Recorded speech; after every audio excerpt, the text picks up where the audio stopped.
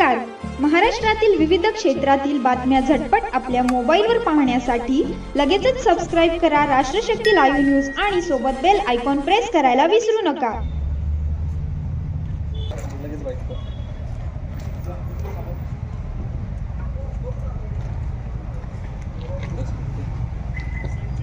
तुम्ही इथं आला तर काय अडचणी नागरिकांच्या आणि तुम्ही इथं काय केलं? मागच्या महिनाभरापासून माझ्या सर्कलमध्ये मी फिरतो आहे.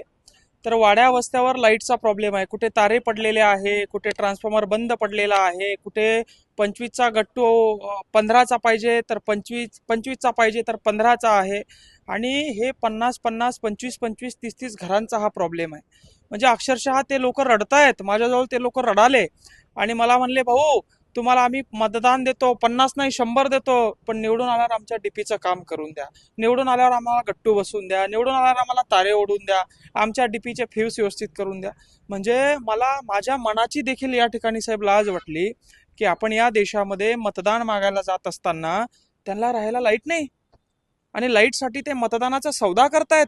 लाईटसाठी ते मतदान विकतायत. म्हणजे ते विकल्यासारखंच होत आहे की आम्ही तुम्हाला मतदान देतो पण आम्हाला लाईट द्या. ही अत्यंत लाजिरवाणी गोष्ट आहे आणि मलाच लाज वाटली की मला या गोष्टीची कल्पना नव्हती.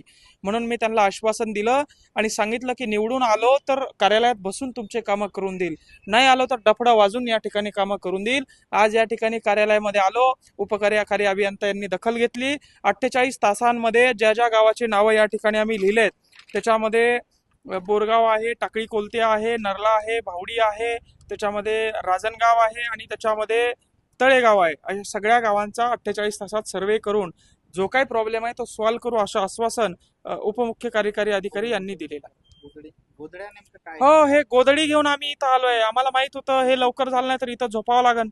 गोधडी घेऊन झोपण्यासाठी मी आलो होतो. उशी आणली, गोधडी आणली, अंगावर बी आणलं साहेब ते गाडीत आहे.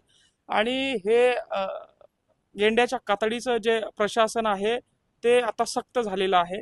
अर्ध्या तासात साहेब तुम्हाला सांगतो 14-15 मागण्या आमच्या त्यांनी मान्य करून 48 तासात. आणि मला माहिती आहे माझा शब्द, मला खोटा शब्द अधिकारी लोक देणार नाहीत, म्हणून 48 तासासाठी आम्ही हे स्थगित केलंय. 48 तासामध्ये परिणाम दिसले नाही तर पुन्हा सुरू करू.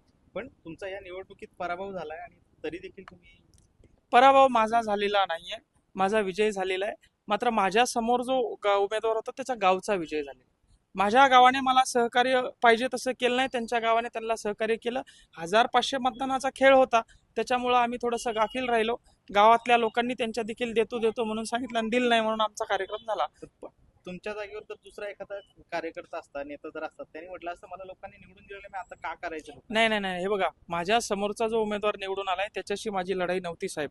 माझी लढाई तिथले माजी खासदार रावसाहेब पाटीलजी दानवे, तिथले आमदार अनुराधाताई चव्हाण आणि तिथले रनिंगचे खासदार आपले काय नाव त्यांचं, काँग्रेसचे खासदार कल्याणजी काळे यांच्याशी होती. यांनी साम दाम दंड भेद कार्यकर्त्याच्या घरी जाऊन कार्यकर्त्याला फोन लावून त्याला दबाव आणून माझा पूर्ण या ठिकाणी नायनाट करण्याचा त्यांनी विचार केला होता. पण मायबाप गोरगरीब जनता माझ्या पाठीशी उभी होती. त्यांनी मला सहकार्य केलं आणि 2 नंबरला या ठिकाणी 8200 मतदान या ठिकाणी मला दिलं. त्या 8200 लोकांसाठी तर मला काम करावंच लागेल ना. त्यांना वाऱ्यावर सोडून मी जगू शकत नाही, त्यांना वाऱ्यावर सोडून मी राहू शकत नाही. त्यांच्याकडे कोण बघणार आहे? त्या बिचारांना हे दोघेही त्रास देतील उद्या.